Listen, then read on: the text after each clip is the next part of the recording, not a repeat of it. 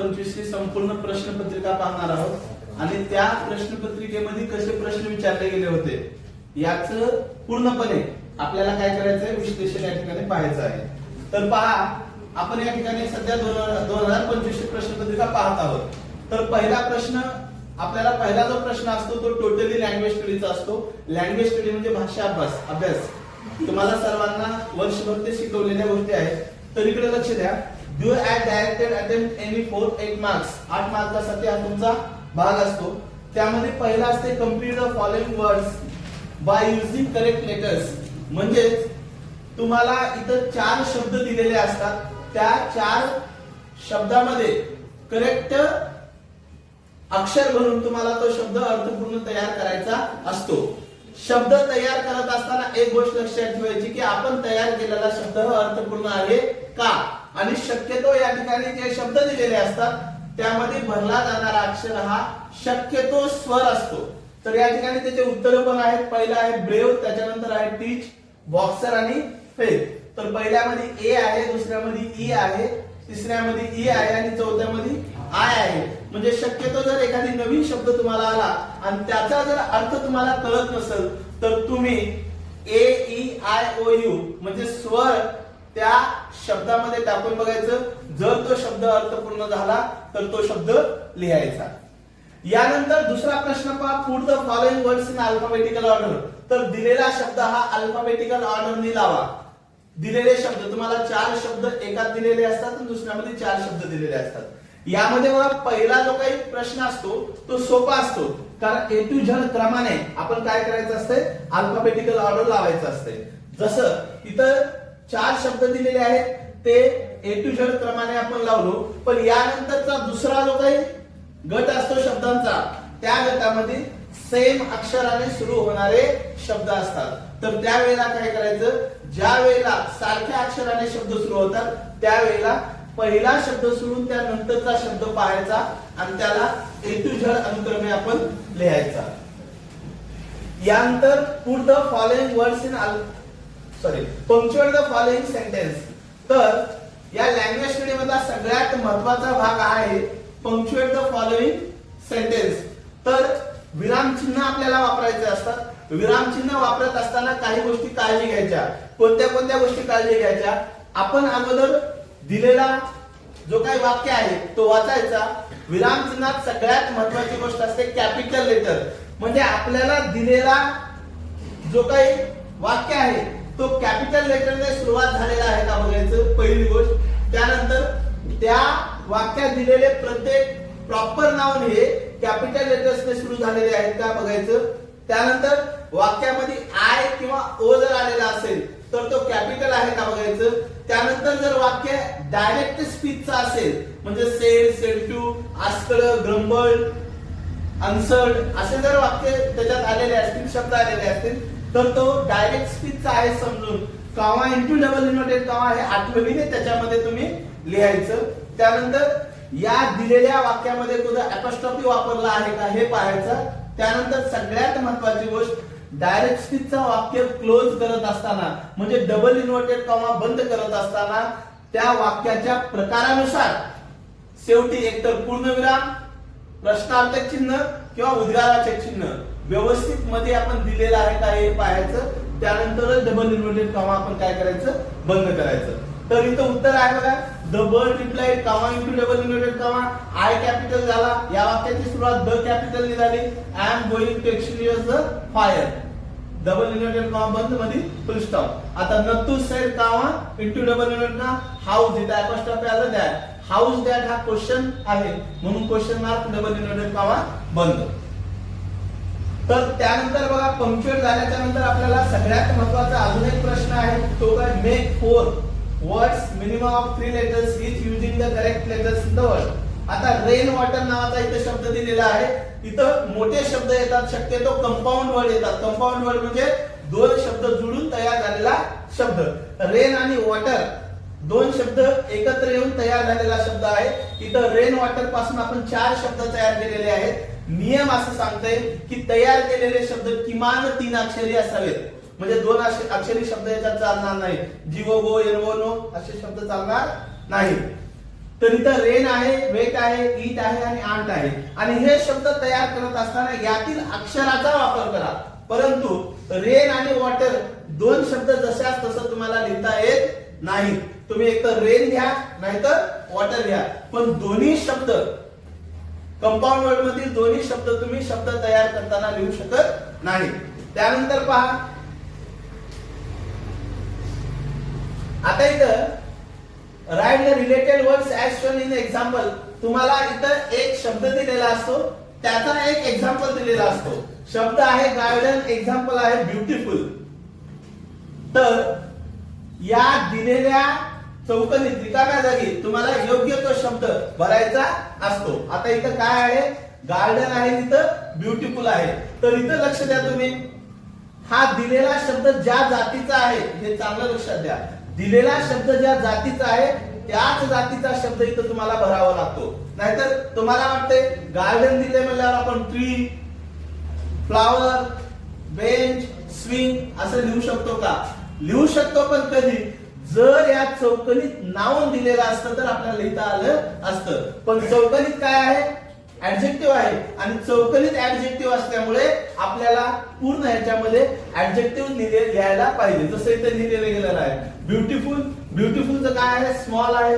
त्यानंतर काय आहे, क्लीन आहे, बिग आहे, अट्रॅक्टिव्ह आहे. म्हणजेच सगळे काय आहे, ऍडजेक्टिव्ह आहेत. म्हणजे तुम्हाला शब्दाच्या जातीतले शब्द पाठ आहेत का हे त्यांना इथं बघायचा असतो. त्यानंतर बघा, complete the word chain of noun. आता ज्या वेळेला आपण वर्ड चेन तयार करतो त्यावेळेला एक गोष्ट काळजीने बघायची की आपल्याला कशाची वर्ड चेन करायला सांगितलंय. बऱ्याच विद्यार्थ्यांच्या चुका होतात, शब्दाच्या जातीमध्ये त्यांना चुका होतात. मग आता पहा, नाउनची वर्ड चेन करायची आहे. याचा अर्थ टायगर, आर पासून सुरू होणारा शब्द हा नाउन पाहिजे. इथं चुकून राहिले, ते सोडवलं गेलेलं नाही. तर आर पासून नाउन, त्यानंतर जो कोणता शब्द येईल त्यापासून नाउन. जर तिथं वर्ड चेंज वर्बची म्हणली तर प्रत्येक शब्द हा वर्बच आला पाहिजे. जर ऍडजेक्टिव्हची म्हणली तर प्रत्येक शब्द हा ऍडजेक्टिव्ह झाला पाहिजे. ऍडव्हर्बची म्हणली तर प्रत्येक शब्द हा ऍडव्हर्बच आला पाहिजे. आणि ही काळजी इथं घ्यायची, म्हणजे शक्यतो आपली चूक होणार नाही. यानंतर पहा, आपला हा पहिला सेक्शन इथं संपलेला आहे. त्याच्यात बी सेक्शन काय आहे पहा, Do add directed attempt anyone. Make the meaningful sentence by using phrase instead of. Instead of म्हणजे च्या ऐवजी. तर या instead of ला आपल्याला हे फ्रेज आहे. फ्रेज म्हणजे शब्दाचे छोटे छोटे समूह. तर या ठिकाणी बघा, I like to eat a healthy food instead of junk food. Instead of म्हणजे च्या ऐवजी. तर इथं वाक्य काय दिलेलं आहे तुम्हाला, I like to eat healthy food instead of junk food. म्हणजे मला जंक फूडच्या ऐवजी हेल्दी फूड खायला आवडेल. मग जो कोणता इथं तुम्हाला फ्रेज दिलेला आहे त्या फ्रेजला तुम्ही काय करायचं असते, इन्स्टेड ऑफ वापरून तुम्ही त्याला वापरायचं असते, वाक्यामध्ये वापरायचं असते. त्या फ्रेजला वाक्यामध्ये वापरायचं असते. यानंतर बघा, add a clause to the following sentence to extend it meaningfully. My uncle found a baby. आता बघा, इथं बऱ्याच विद्यार्थ्यांच्या चुका होतात. आता ऍड करत असताना आपल्याला इथं कंजक्शन घ्यावा लागतो. ओके, इथं कंजक्शन बघा काय आहे, my uncle found a baby who was crying in the garden. आता हु या कंजक्शनने आपण काय जोडलेलं आहे, पुढचा वाक्य जोडलेलं आहे. परंतु इथं लक्ष द्या, ज्या वेळेला आपण असे वाक्य जोडतो, वाक्य जोडत असताना पुढील जोडलेल्या वाक्यामध्ये तोच काळ पाहिजे जो काळ अगोदरच्या वाक्यात आहे. जसं इथं माय अंकल फाउंड, फाउंड हा भूतकाळ आहे म्हणून इथं वॉज आहे. कळतंय का? जर तिथं वर्तमान काळाचा वाक्य असता, फाइंड असता, फाइंड्स, तर इथं इज आला असता. म्हणजे ज्या काळात अगोदरचा वाक्य आहे त्याच काळात पुढचं वाक्य जोडलं पाहिजे. काळामध्ये बदल होता कामा नये. त्यानंतर सफिक्स आणि प्रिफिक्स खूप सोपं असते. पॉसिबलला आपण इम्पॉसिबल म्हणलं, त्यानंतर अपॉइंटला आपण अपॉइंटमेंट म्हणलं. म्हणजे अशा प्रकारे लँग्वेज स्टडी आपली 10 पैकी 10 मार्क कसं पडतील याकडे आपण लक्ष दिलं पाहिजे. याच्यामध्ये तुम्हाला अजून एक प्रश्न शिल्लक आहे, राहिलेला आहे. यामध्ये काय, ते दोन्ही जे काही शब्द आहेत पॉसिबल आणि अपॉइंट, याला वाक्यात टाकायला तुम्हाला सांगतात. मग इथं काय बघा, anything is possible for me, पॉसिबलला टाकलं. I appoint a girl for my work, म्हणजे माझ्या कामासाठी मी एक मुलीला अपॉइंट केलं. म्हणजे अपॉइंट आणि पॉसिबल या दोन्ही शब्दाला आपल्याला वाक्यामध्ये टाकायचं आहे. अशा प्रकारे लँग्वेज स्टडी जे काय आहे ते किमान 10 पैकी 10 मार्क तुम्हाला इथं पडली पाहिजे. आणि तुमच्या पेपर ज्या वेळेला चेक होतो, पेपर चेक करत असताना एक्झामिनरला इम्प्रेशन करण्याचा एकमेव मार्ग आहे. याच्यामध्ये जर तुमच्या चुका असतील तर एक्झामिनर पेपर तपासत असताना निगेटिव्ह माइंडसेटनं तुमचा पेपर चेक करतो. त्यामुळे लँग्वेज स्टडी मध्ये अजिबात चुका होऊ द्यायच्या नाहीत. First impression is last impression, आणि लँग्वेज स्टडी तुमच्या पेपरचा फर्स्ट इम्प्रेशन असल्यामुळे त्याला व्यवस्थित शिस्तबद्ध अजिबात चुका न होऊ देता तुम्हाला लँग्वेज स्टडी सोडवायचं आहे. यानंतर सेक्शन नंबर 2, क्वेश्चन नंबर 2 मध्ये सेक्शन नंबर 2 असते, तुम्हाला काय असते, पॅसेज असते. आता पॅसेज मधली पहिली ऍक्टिव्हिटी जे A1 आहे ते A1 ऍक्टिव्हिटीज तुम्हाला एकदम सोपी असते म्हणजे त्यामध्ये काय असते, एक तर ट्रू ऑर फॉल्स येते, त्यामध्ये गाळलेल्या जागा येतात, त्यामध्ये वाक्य पूर्ण करा म्हणतात, त्यामध्ये ऍग्री किंवा डिसऍग्री असलेलं म्हणतात, किंवा त्यामध्ये तुम्हाला त्याच पॅसेज मधले 4-5 वाक्य देतात आणि ते 4 वाक्य तुम्हाला सिक्वेन्सने लावा. असं एकदम सोपी पहिली ऍक्टिव्हिटी असते तुमची. तर इथं काय दिलेली आहे बघा, write whether the following statement are true or false. आपण सांगितल्याप्रमाणे पहिली ऍक्टिव्हिटी ही ट्रू ऑर फॉल्स आहे. तर Ramlal had 4 son and 3 daughters. तर हा वाक्य खरा आहे का, नाही, कारण त्याला 4 मुली होत्या आणि इथे किती म्हणले, 3. त्याच्यामुळे हे वाक्य काय आहे, फॉल्स आहे. पण इथे लक्ष द्या, कधी कधी त्यांनी काय म्हणतात माहिती का, write whether the following sentence are true or false and correct it म्हणतात कधी कधी. आणि ज्या वेळेला करेक्ट इट म्हणलं जातंय त्यावेळेला एक गोष्ट लक्षात ठेवायची, या वाक्याला आपल्याला पुन्हा लिहायचं असतं. म्हणजे वाक्य जर चुकीचं असेल तर त्याला बरोबर करायचं असतं. ओके, पण इथं विचारलेलं आहे का, नाही. दुसरा वाक्य बघा, the meaning of Bholi is simple term, एकदम ट्रू आहे. Bholi had an attack of small pox, true आहे. आणि चौथं वाक्य, Bholi had fallen off the pot on her head. तर हे सगळे वाक्य बरोबर आहेत, फक्त पहिला वाक्य चुकीचं आहे. त्यानंतर बघा आपल्याला दुसरा पॅसेज आहे, तर दुसरा प्रश्न आहे बघा, arrange the following sentence in the correct order of occurrence. तर इथं कॉम्प्लेक्स फॅक्च्युअल ऍक्टिव्हिटी न देता साधीच ऍक्टिव्हिटी तुम्हाला इथं दिलेली आहे. शक्यतो इथं कॉम्प्लेक्स फॅक्च्युअल ऍक्टिव्हिटी असते, पण या वाक्यामध्ये तुम्हाला साधीच ऍक्टिव्हिटी दिलेली आहे. आता अरेंज द फॉलोइंग सेंटेन्स म्हणजे 4 जे वाक्य आहेत हे 4 वाक्य कुठले आहेत, दिलेल्या पॅसेज मधले आहेत, परंतु त्यांचा क्रम चुकलेला आहे. तर आपल्याला इथे काय करायचं आहे, फक्त त्याला क्रमाने लावायचं आहे, म्हणजे चुकलेला क्रम योग्य लावायचा आहे. मग बघा, Bholi had an attack of small pox, some part of Bholi's brain was damaged, Bholi entire body was permanently disfigured by deep black pockmarks, Bholi had fallen off the pot on her head. हे 4 वाक्य आहेत. हे 4 वाक्य तुम्हाला इथं क्रमाने लावलेले आहेत पहा. तर काय आहे बघा, Bholi had fallen of a pot on her head, Bholi's brain was damaged हा दुसरा वाक्य आहे.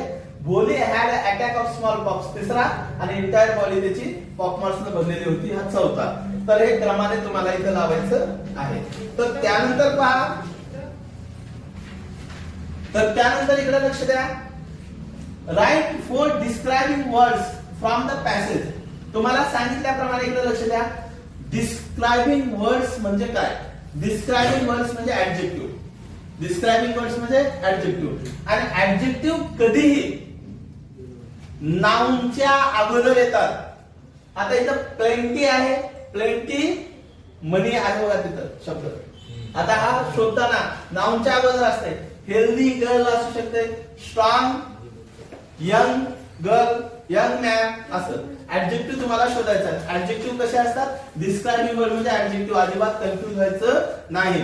ज्याचे ऍडजेक्टिव्ह A1 A2 A3 आपण शिकलेले आहेत. तर बघा, यंग, यंगर, यंगेस्ट, ब्युटिफुल, मोर ब्युटिफुल, मोस्ट ब्युटिफुल, याला आपण ऍडजेक्टिव्ह म्हणतो. आणि सरळ म्हणजे ऍडजेक्टिव्ह शोधून लिहा. ऍडजेक्टिव्ह शोधलो, 4 ऍडजेक्टिव्ह आपल्याला सापडले, प्लेंटी, हेल्दी, स्ट्रॉंग आणि यंग. त्यानंतर बघा, सगळ्यात महत्वाचा भाग त्यानंतरचा हा ग्रामरचा असतो. तर इथं वाक्य एवढं सोपं तुम्हाला दिलेलं आहे बघा, at birth the child was fair and pretty. या वाक्यामध्ये तुम्हाला नॉट ओनली बट ऑल्सो वापरायला सांगितलेलं आहे.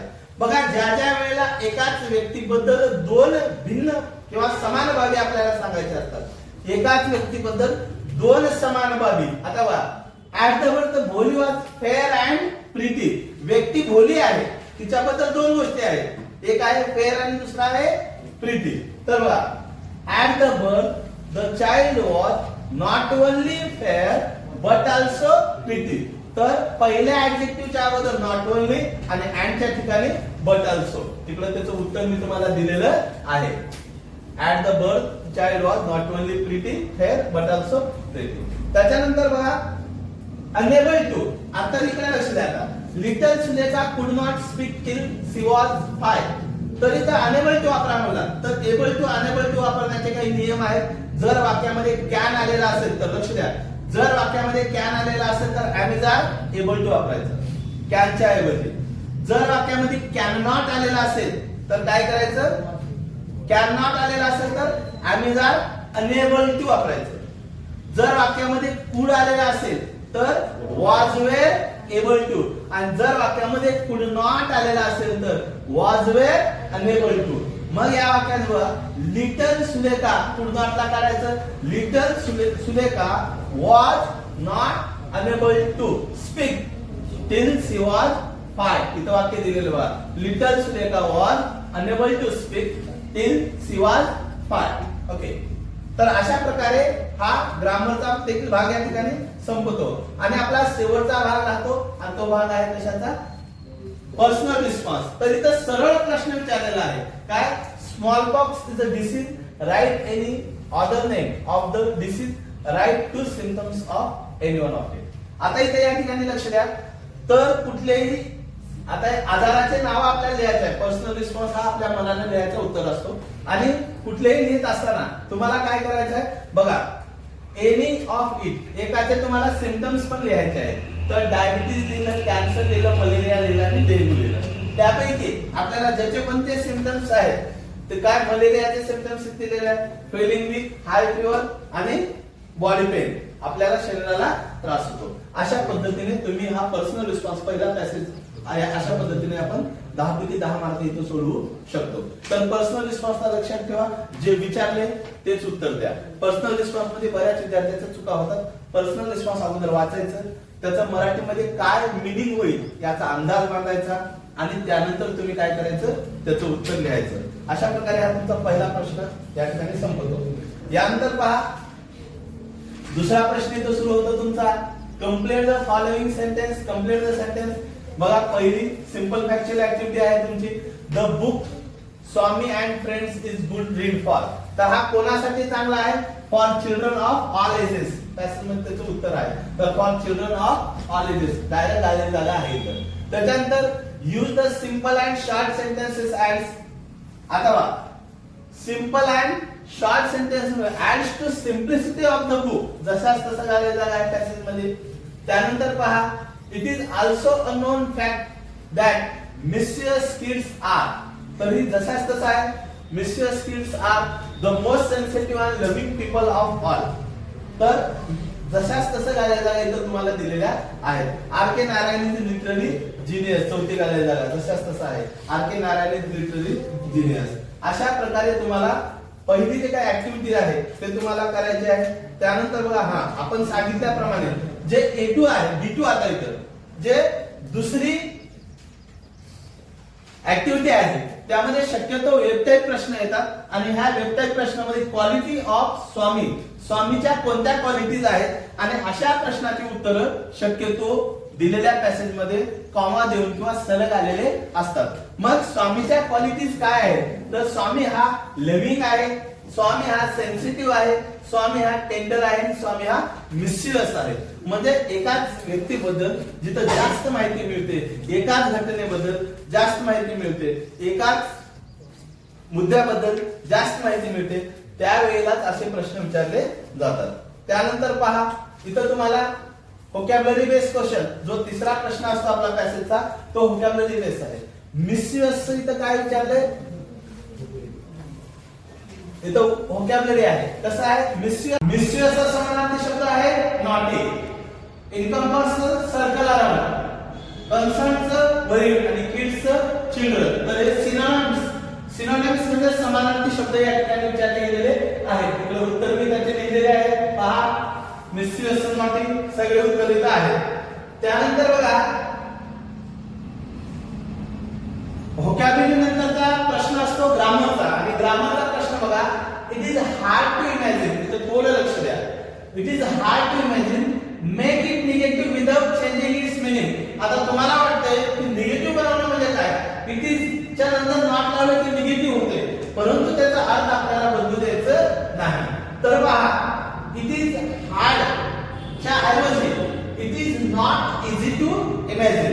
नॉट वापरल्याच्या नंतर पुढे येणाऱ्या शब्दाचा नकार विरुद्धार्थी शब्द आपल्याला शोधता आलं पाहिजे. म्हणून हार्डचे जे काही विरुद्धार्थी शब्द आहे ते इझी, म्हणून त्याचं उत्तर आहे it is not easy to imagine. त्यानंतर पहा ऍड क्वेश्चन टॅगचा प्रश्न या ठिकाणी तुम्हाला विचारलेला आहे. तर पहा ऍड क्वेश्चन टॅग मध्ये प्रश्न तुम्हाला दोन प्रकारे विचारतात. एक वाक्याचा ऍड क्वेश्चन टॅग करायचा असतो किंवा ऍड क्वेश्चन टॅग त्यांनी करून दिलेला असते, आपल्याला ऑप्शन मधून निवडायचा असतो. तर ऍड क्वेश्चन टॅग ला आपण टेल टॅग असं देखील म्हणतो. कधी कधी टेल टॅग आला तर कन्फ्युज व्हायचं नाही. टेल टॅग म्हणजे ऍड क्वेश्चन टॅग. तर इथे पहा डज हा सहाय्यकारी क्रियापद आले आणि आर के नारायण हा नाउन आहे. ऍड क्वेश्चन टॅगचे नियम तुम्हाला माहित आहेत. दिलेलं वाक्य जसं तसं लिहा. वाक्य संपल्याच्या नंतर फुल स्टॉप काढून कॉमा द्या. वाक्यातील सहाय्यकारी क्रियापद शोधून काढा. इथं डज आहे, तो होकारार्थी असेल तर नकारार्थी करा. डझंट झाला त्याचा. आणि आर के नारायण हे नाउन असल्यामुळे त्याला ही हा आपण प्रोनाउन वापरतो आणि शेवटी प्रश्नार्थक चिन्ह, म्हणून डझंट ही त्याचा ऑप्शन आहे. त्यानंतर पहा do you like reading book. Personal रिस्पॉन्सचा प्रश्न आहे. Do you like reading book.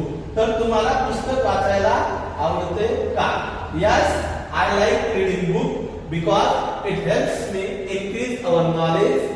Books teach us real face of the world and also reveal untold stories and mysteries. म्हणजे पुस्तकाबद्दल आपल्याला इथं लिहायचं आहे. पुस्तक वाचायला आवडते का, आणि वाचायला आवडत असेल तर त्याबद्दल व्हाय लिहिलेलं आहे, कारण आपल्याला पुढे बिकॉज ने त्याला द्यायचे आहे.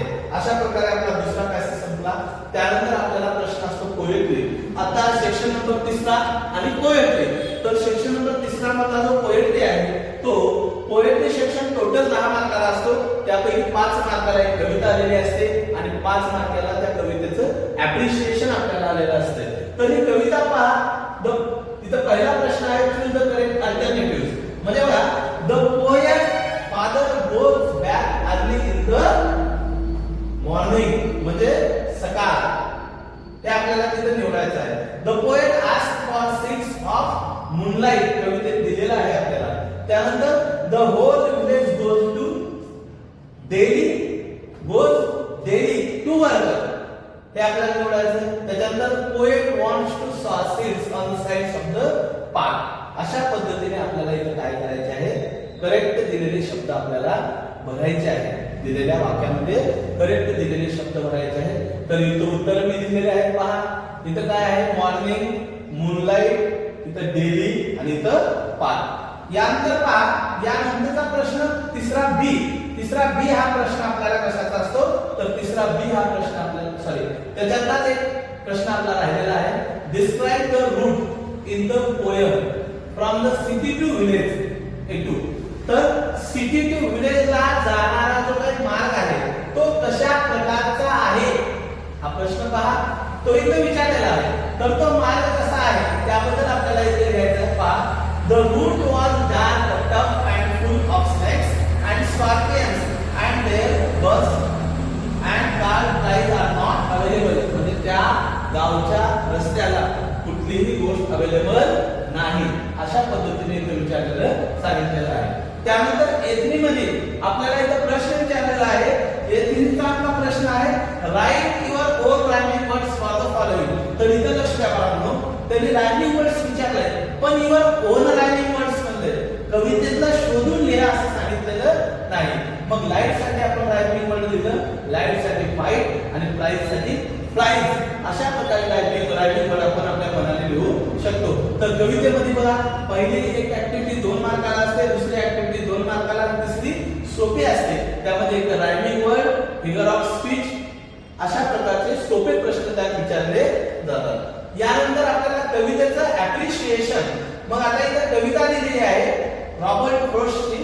त्या कवितेचं ऍप्रिशिएशन आपल्याला या ठिकाणी लिहायचं आहे.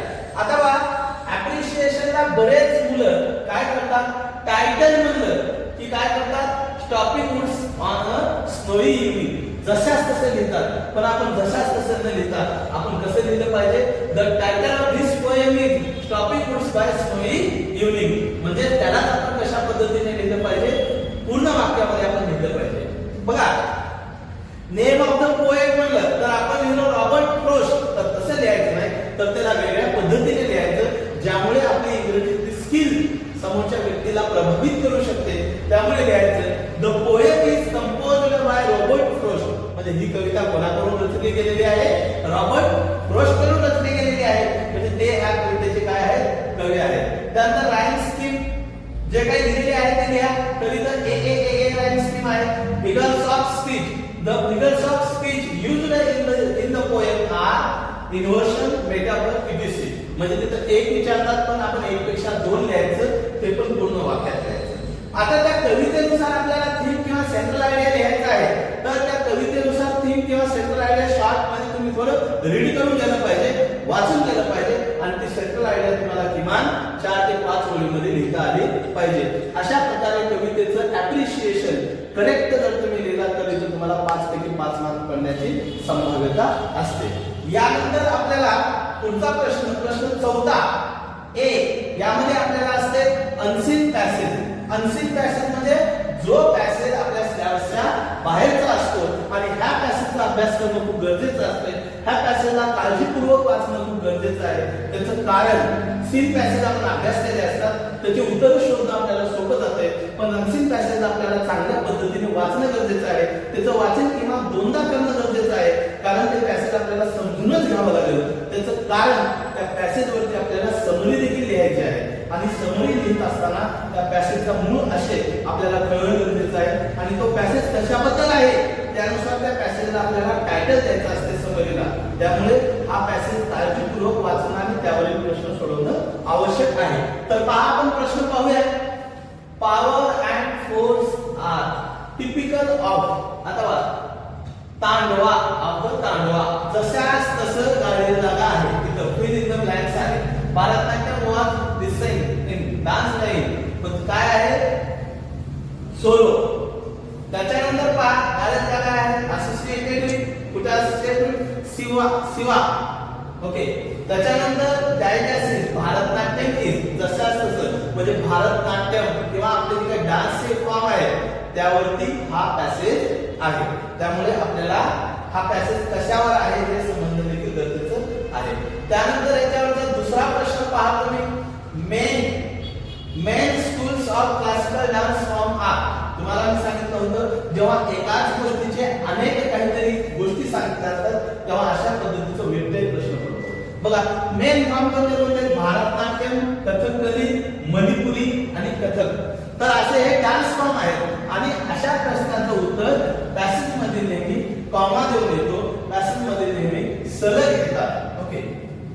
त्याच्यानंतर पहा इतर विरुद्धार्थी शब्द, जो काही व्होकॅब्युलरी बेस्ड क्वेश्चन आहे त्यामध्ये अननोनला नोन, ग्रुपला सोलो, पुअरला रिच आणि नॅरोला बोल्ड, अशा पद्धतीने विरुद्धार्थी शब्द आपण लिहू शकतो. त्यानंतर पहा ग्रामरचा आहे चेंज द पॉझिटिव्ह डिग्री. आता बघा ज्या वेळेला आपल्याला डिग्री विचारलं जाते पॉझिटिव्ह डिग्री, तर पॉझिटिव्ह डिग्री मध्ये इज द मोस्ट पॉप्युलर, म्हणजे हा अपॉल्दचा प्रकार आहे, आणि अपॉल्दची पॉझिटिव्ह डिग्री सुरू करताना no other dance form of India is as popular as Bharatanatyam. Positive डिग्रीला ऍडजेक्टिव्हचं पहिलं फॉर्म येते म्हणून इथं पॉप्युलर आहे, आणि most popular, one of the most निघून जातं. त्यानंतर पहा later kings and rich people rent their to it. आता इथं पहा ॲज वेल ॲज, ज्या वेळेला असे प्रश्न येतात त्यावेळेला ॲज वेल ॲज ला एक ट्रिक आहे, जिथं अँड आहे तिथं ॲज वेल ॲज टाकून द्या, काहीच वाक्यात बदल करू नका. जसं इथं अँड काढून काय टाकलो, ॲज वेल ॲज, तर हा अँड करायचा आणि ॲज वेल ॲज टाकायचा, त्यामध्ये कुठलाही बदल करायचा नाही. त्याच्यानंतर पहा personal response, write any for benefits of dancing. बघा पर्सनल रिस्पॉन्स प्रश्न आपल्याला जेव्हा जेव्हा विचारला जाते त्यावेळेला आपल्या मनाने त्याचं उत्तर लिहायचं असते. मग आता डान्सचे बेनिफिट्स फायदे काय आहेत, रिड्यूस स्ट्रेस, खरं तर असं लिहायला पाहिजे, these are benefits of dancing. वाक्य लिहून पुन्हा हे 4 बेनिफिट्स द्यायला पाहिजे. मग काय रिड्यूस स्ट्रेस आहे, त्याच्यानंतर इम्प्रूव्ह मेंटल हेल्थ आहे, मेक अस पॉप्युलर आहे, keep us fit and fine. अशा प्रकारे त्या डान्सचे आपल्याला फायदे सांगता येतील. आता पहा, जो सगळ्यात महत्त्वाची गोष्ट आपण मानलं जातो ती समरी रायटिंग. आणि समरी लिहित असताना बघा, अगोदर पॅसेज समजणं का गरजेचं आहे, कारण आर्ट ऑफ क्लासिकल डान्स हे समरीची टायटल दिलो आपण, आणि समरीची टायटल महत्वाचं आहे. आणि समरी लिखाण करत असताना एक गोष्ट लक्षात ठेवायचं, जो पॅसेज दिलेला आहे त्या पॅसेजला शॉर्ट मध्ये लिहायचं. पॅसेजला शॉर्ट मध्ये कशा पद्धतीने लिहायचं, तर पॅसेज मधील अनावश्यक गोष्टी आपण टाळायच्या. अनेक एक्झाम्पल्स जर दिलेले असतील तर ते टाळायचे. समरी लेखन करताना डायरेक्ट स्पीच मधला वाक्य इनडायरेक्ट स्पीच मध्ये करायचं. समरी लेखन करताना कमी शब्दात कशा पद्धतीने समरी लिहिता येईल हे पाहायचं. म्हणजे समरी आपली बंधड असावी. म्हणजे जर समजा 90 शब्दाचा पॅसेज असेल तर समरी शक्यतो 30 शब्दात असावी. आणि त्याच बरोबर समरी लेखन करताना पॅसेज मधील वाक्य जशाच तसं उचलायचे नाही. पॅसेज मधील वाक्यामध्ये स्वतः बदल करून ते वाक्य लिहायचं. समरी नंतर रायटिंग स्किल या ठिकाणी आपला सुरू होतो. आणि रायटिंग स्किल सुरू झाल्याच्या नंतर क्वेश्चन नंबर आपला पहिला आहे लेटर. आणि लेटर लिहित असताना बरेच विद्यार्थी कन्फ्युजन मध्ये असतात, लेटर फॉर्मल लिहावा का इन्फॉर्मल लिहावा. तर मित्रांनो, जर तुम्हाला फॉर्मल लेटर चांगल्या पद्धतीने माहित असेल, फॉर्मल लेटर मधील विषय तुम्हाला चांगल्या पद्धतीने समजला असेल तरच फॉर्मल लेटर लिहा, नाहीतर शक्यतो इन्फॉर्मल लेटर लिहा. कारण इन्फॉर्मल लेटर मध्ये आपल्याला आपल्या मनानं काही वाक्य टाकायला संधी असते, परंतु फॉर्मल लेटर मध्ये नसते. कारण फॉर्मल लेटर आपण ऑफिशियल असल्यामुळे त्या बाबतीतच आपल्याला लिखाण करावा लागतो. आणि इन्फॉर्मल लेटर मध्ये आपल्या मनानं आपल्याला काही वाक्य टाकता येतात. जसं इथं आपल्याला काय, मित्राला पत्र लिहा. पत्र काय हवा, informal letter. Write a letter to your friend informing him her about this summer camp. Ask him her join the summer camp. Tell him her the usefulness or advantages of this camp. तर एका camp बद्दल इथं माहिती दिलेली आहे. Youth club Pune त्याच्या through हा camp आहे. Summer camp for teenagers. Swimming and horse riding आहे, योगा आहे. ह्या सगळ्या गोष्टी म्हणजे आपल्याला दिलेली माहिती आहे. आणि दुसरी गोष्ट, तुम्ही कोण आहात हे पण इथं सांगितलेलं आहे. ज्या वेळेला ऍड्रेस हे एक्झामिनर कडून दिलं जाते त्यावेळेला तोच ऍड्रेस टाकणे हा बंधनकारक असतो. आणि एक्झामिनर कडून ऍड्रेस ज्या वेळेला दिलेला नसतो त्यावेळेला आपल्या मनाला ऍड्रेस किंवा XYZ आपण टाकू शकतो. मग पहा, पत्र लिहित असताना पत्राचा नियम, दिलेला ऍड्रेस लिहा, त्याला कॉमा द्या. त्यानंतर जो नगर दिलेला आहे ते लिहिलो, बीड लिहिलो, फुल स्टॉप दिलो आणि तारीख लिहिल्याच्या नंतर आपण एक ओळ सोडायची, डिअर. कोणाला पत्र लिहायचं आहे, फ्रेंडला. मग आता मित्राला बोलत असताना आपण मनाने एक दोन वाक्य टाकू शकतो. जसं की I am happy here, I hope you also happy there. I am writing a letter to tell you about an exciting summer camp. म्हणजे या समर कॅम्प बद्दल माहिती तुला मी देणार आहे असं पहिल्या पॅरेग्राफ मध्ये सांगितल्याच्या नंतर त्या समर कॅम्प मध्ये दिलेली माहिती आपण दुसऱ्या पॅरेग्राफ मध्ये घ्यायची. आणि शेवटचा paragraph, I hope you will join camp with me. आणि मी आशा करतो की तू येशील. त्याचबरोबर convey my regards to uncle and aunty. आता मित्राला पत्र लिहिलं म्हणून तिथे अंकल आंटी आलं. जर हाच पत्र आपण आपल्या घरी लिहिलो असतो तर मदर फादर झालं असतं. अशा पद्धतीने योग्य ते बदल आपण याच्यामध्ये केलं पाहिजे. त्यानंतर एक लाईन सोडा, युअर्स लव्हिंग लिहा. युअर लव्हिंग फ्रेंड जर लिहिलो तुम्ही तर मित्राला लिहिलं म्हणून युअर लव्हिंग फ्रेंड. जर आपण वडिलांना लिहिलं तर युअर लव्हिंग सन लिहावा लागतो, डॉटर लिहावे लागते. आणि युअर्स लव्हिंगली हा सगळ्याला लागू होते. म्हणून युअर्स लव्हिंगली आपलं नाव जे होतं ते परत घ्या आणि त्यानुसार ईमेल आयडी तयार करा. अशा प्रकारे हा लेटर तुम्हाला 5 मार्काला आहे. यानंतर डायलॉग बघा. डायलॉग मध्ये आपल्याला 2-3 प्रकारचे प्रश्न पडत आहेत सध्या. डायलॉग मध्ये प्रश्न 3 प्रकारचा.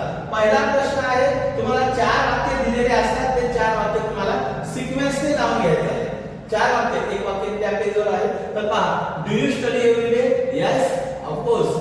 How do you plan your study? I wake up at 5 AM in the morning and study.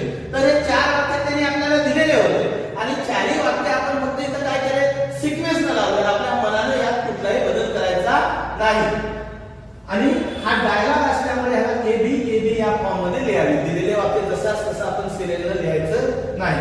त्यानंतर आपल्याला इथं एक वाक्य दिलेलं असते, गाळ्यात जागा असते. दुसरा वाक्य दिलेलं असते, गाळ्यात जागा असते. जसं अनिकेत म्हणतोय do you like pet animals, तर महेशचं वाक्य गाळ्यात जागा आहे. मग महेश काय म्हणणार, yes I like pet animal. असे प्रश्न जेव्हा येतात त्यावेळेला उत्तर शक्यतो पॉझिटिव्ह द्यायचं, यस न उत्तर द्यायचं, नो न उत्तर द्यायचं नाही. बघा why do you like pet animal, because they are loyal.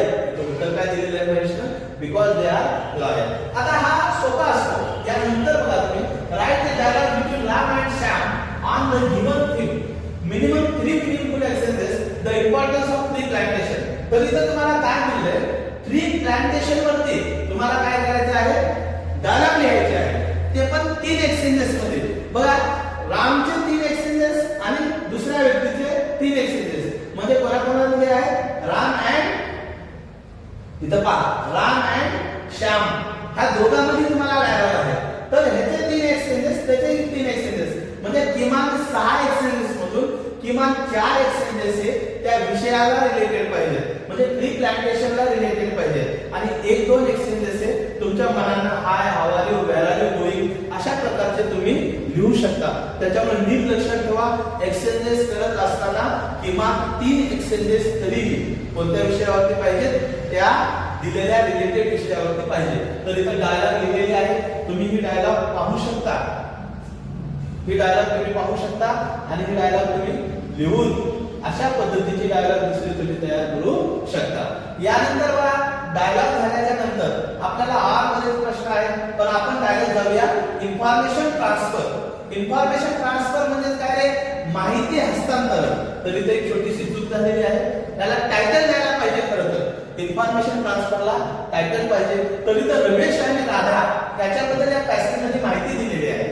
Information transfer 2 प्रकारचे असतात, एक असते व्हर्बल टू नॉन व्हर्बल आणि दुसरा असतो non verbal to verbal. Non verbal to verbal म्हणजे आपल्याला आकृतीतील दिलेली माहिती पॅसेज मध्ये कन्वर्ट करायची असते, आणि व्हर्बल टू नॉन व्हर्बल जो की मी इथे केलेला आहे ती माहिती असते पॅसेज मध्ये आणि ती आपल्याला ट्रान्सफर करायची असते आकृतीमध्ये. मग आपल्याला इथे टेबल मध्ये म्हणलेलं आहे, तुम्ही लक्ष द्यावं, इथे टेबल दिसतंय, टेबल. तर टेबल मध्ये माहिती पहा, पॉइंट्स ते स्वतः दिलेले आहेत आपल्याला. तर एज, रमेशचे एज किती आहे, याच्यात दिलेलं आहे आपल्याला 16 आहे, म्हणून रमेशचे एज 16. आणि राधाचे एज किती आहे, राधाचे एज आपल्याला दिलेलं आहे किती, 7. एज दिलेला आहे 13. तर पहा, तर राधा 13 वर्षाची आहे. अशा पद्धतीने याच्यात दिलेली माहिती आपल्याला या टेबल मध्ये भरायची असते. कधी कधी आपल्याला या पॅसेजचं ट्री डायग्राम करा म्हणतात, कधी कधी या पॅसेज आपल्याला पाय चार्ट करा म्हणतात, कधी कधी त्यांनी अर्ध टेबल भरून दिलेलं असते, आपल्याला अर्धच भरायचं असते. तर हे काळजीपूर्वक भरणं खूप गरजेचं असते. यानंतर पहा आपल्याला दिलेले आहे न्यूज. बघा न्यूज काय आहे, तर न्यूज आपल्याला दिलेली असते आणि त्या न्यूजला आपल्याला न्यूज रिपोर्ट तयार करायचा असते. म्हणजे आपल्याला त्यांनी काय देतात, फक्त न्यूजची हेडलाईन देतात. बघा 5 डायड इन रोड ऍक्सिडेंट एवढंच आपल्याला दिलेलं असते. मग आपण याचं बाय स्टाफ रिपोर्टर म्हणजे ही बातमी स्टाफ रिपोर्टर प्रमाणे कुठली तरी एक तारीख घ्यायचा आणि प्लेस घ्यायचा. बघा त्यानंतर 3 पॅराग्राफ मध्ये न्यूज लिहिली पाहिजे. पहिल्या पॅराग्राफ मध्ये न्यूज काय आहे, त्याच्यानंतर न्यूज कोठे घडली आणि न्यूज केव्हा घडली हे पहिल्या पॅराग्राफ मध्ये. दुसऱ्या पॅराग्राफ मध्ये न्यूज कशी घडली हे दुसऱ्या पॅराग्राफ मध्ये लिहायचं आणि तिसऱ्या पॅराग्राफ मध्ये ती न्यूज घडल्याच्या नंतर त्याचे काय परिणाम झाले, इफेक्ट, हे तिसऱ्या पॅराग्राफ मध्ये लिहायचं. अशा प्रकारे ही न्यूज तुम्ही लिहिली पाहिजे. आणि सगळ्यात शेवटचा आणि तुमचा आवडता जर कोणता भाग असेल तर तो आहे ट्रान्सलेशन. इथं आपल्याला शब्द दिलेले असतात. बघा जनरल म्हणजे सर्वसाधारण, अरायवल म्हणजे आगमन, बेगर म्हणजे भिकारी, ऑनर म्हणजे आदर, पॅराडाइज म्हणजे स्वर्ग आणि मुवमेंट म्हणजे हालचाल. म्हणजे ह्या 6 शब्दातून तुम्ही 4 शब्द लिहिले पाहिजे. आणि त्यानंतर पहा या 4 वाक्यातून तुम्ही किमान 2 वाक्य लिहिले पाहिजे. Plant more trees in the garden, बागेमध्ये जास्त झाडे लावा. त्यानंतर पहा everyone should take care of trees, सर्वांनी झाडाची काळजी घेतली पाहिजे. त्यानंतर डोंट प्लक फ्लॉवर्स, फुले तोडू नये. त्यानंतर झाडे वाचवा जीवन वाचवा. यानंतर पहा एक तुम्हाला प्रोव्स म्हण आलेले असते, 2 पैकी एक लिहायचं असते. जसं action speaks louder than word, उक्तीपेक्षा कृती श्रेष्ठ आणि माइट इज राईट म्हणजे ज्याच्याकडे ताकद आहे त्याचं बरोबर ठरतं. यालाच आपण बळी तो कानपिळी असं देखील लिहू शकतो. अशा प्रकारे तुम्हाला या ठिकाणी आज 2025 या वर्षी झालेला पेपर परिपूर्णपणे एक्सप्लेन करून मी दिलेला आहे आणि अशाच प्रकारचा पेपर तुम्हाला 2026 मध्ये असेल. हाच असेल असं नाही पण अशाच प्रकारचा असू शकतो. त्यामुळे तुम्ही या पद्धतीने तयारी करणं खूप गरजेचं आहे. तुम्हा सर्वांना उद्या होणाऱ्या पेपरसाठी हार्दिक हार्दिक शुभेच्छा. धन्यवाद. तुम्ही जर माझ्या चॅनलवर नवीन असाल तर या चॅनलला लाईक करा, सबस्क्राईब करा आणि इतर आपल्या गरजू मुलांना हा व्हिडिओ टाका. धन्यवाद.